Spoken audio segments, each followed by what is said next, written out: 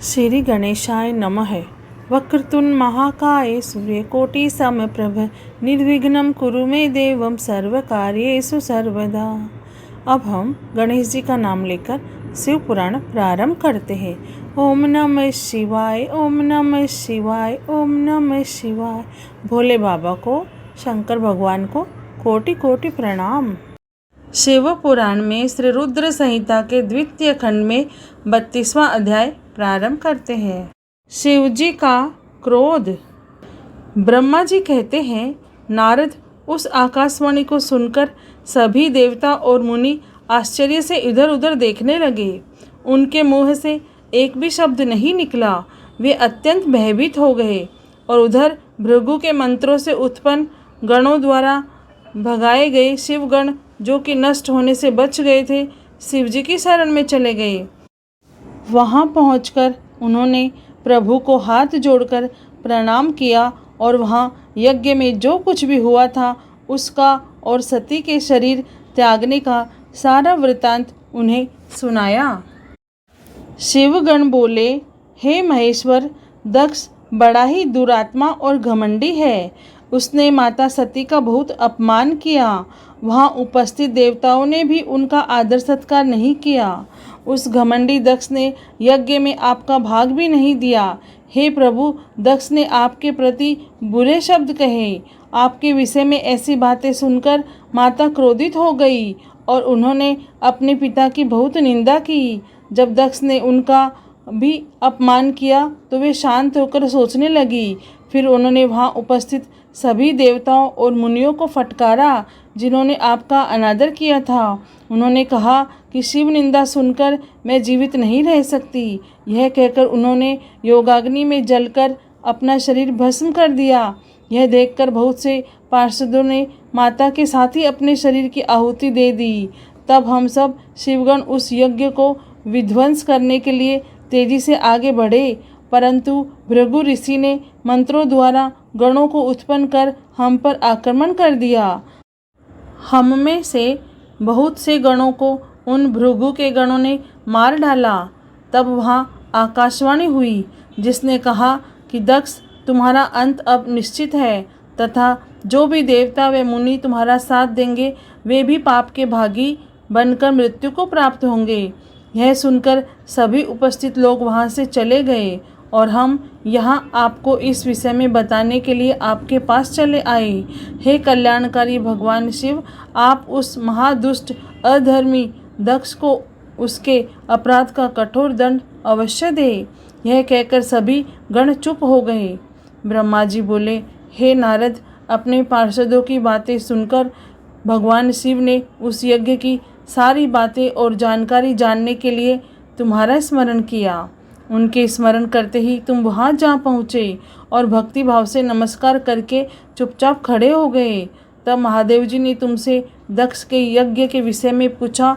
तब तुमने उत्तम भाव से उस यज्ञशाला में जो जो हुआ वह सब वृतांत उन्हें सुना दिया। सारी बातों से अवगत होते ही भगवान शिव अत्यंत क्रोधित हो गए। पराक्रमी शंकर के क्रोध का कोई अंत न रहा।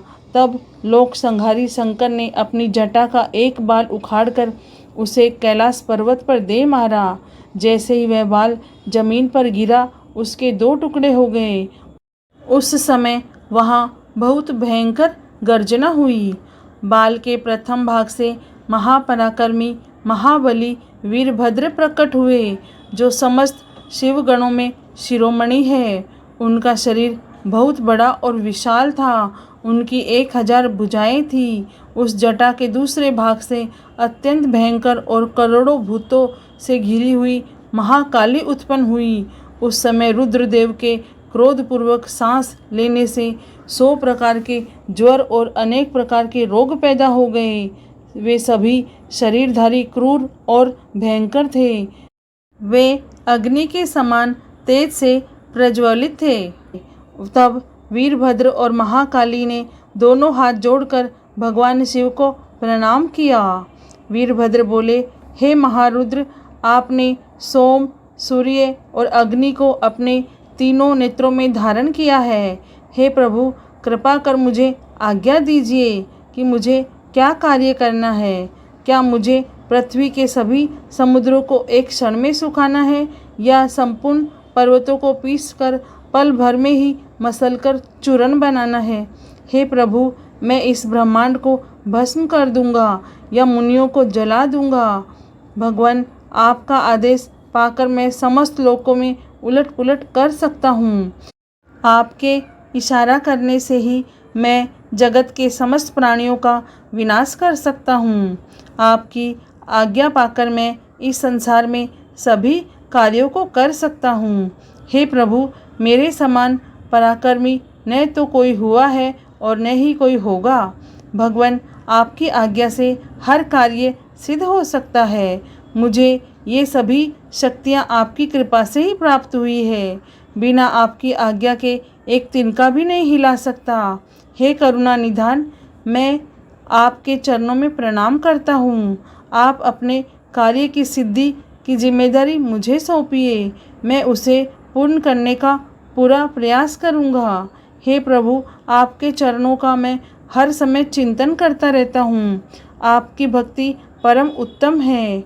आप बिना कहे ही अपने भक्तों की समस्त इच्छाओं को पूरा करके उन्हें मनोवांछित और अभीष्ट फल प्रदान करते हैं। आप भक्त वत्सल हैं। भगवान, मुझे कार्य करने का आदेश दे तथा साथ ही उस कार्य की सफलता का भी आशीर्वाद दे। ब्रह्मा जी बोले, हे मुनि श्रेष्ठ, वीरभद्र के ये वचन सुनकर शिवजी को बहुत संतोष हुआ तथा उन्होंने वीरभद्र को अपना आशीर्वाद प्रदान किया। भगवान शिव बोले, पार्षदों में श्रेष्ठ वीरभद्र, तुम्हारी जय हो। ब्रह्मा जी का पुत्र दक्ष बड़ा ही दुष्ट है। उसे अपने पर बहुत घमंड है। इस समय वह एक बहुत बड़ा यज्ञ कर रहा है। उसने उस यज्ञ में मेरा बहुत अपमान किया है। मेरी पत्नी ने मेरा अपमान होता हुआ देखकर उसी यज्ञ की अग्नि में अपने शरीर को भस्म कर दिया। अब तुम सपरिवार उस यज्ञ में जाओ। वहाँ यज्ञशाला में जाकर तुम उस यज्ञ को विनष्ट कर दो। यदि देवता, गंधर्व अथवा कोई अन्य तुम्हारा सामना करे और तुम्हें ललकारे तो तुम उसे वहीं भस्म कर देना। दधीचि की दी हुई चेतावनी के बाद जो भी देवतागण वहाँ यज्ञ में मौजूद है, तुम उन्हें भी भस्म कर देना, क्योंकि वे सभी भी मुझसे बैर रखते हैं। तुम उन सभी को बंधु बांधवों सहित जलाकर भस्म कर देना। वहाँ कलशों से भरे हुए जल को पी लेना। इस प्रकार वैदिक मर्यादा के पालक भक्त वत्सल करुणा निधान शिव ने क्रोधित होकर वीरभद्र को यज्ञ का विनाश करने का आदेश दिया। शिव पुराण में श्री रुद्र संहिता के द्वितीय खंड में 32वां अध्याय पूर्ण हुआ। ओम नमः शिवाय, ओम नमः शिवाय, ओम नमः शिवाय। हे भोलेनाथ, हे शिव शंभु, हे माता पार्वती, आपको कोटि कोटि प्रणाम और कोटि कोटि धन्यवाद। जय भोलेनाथ।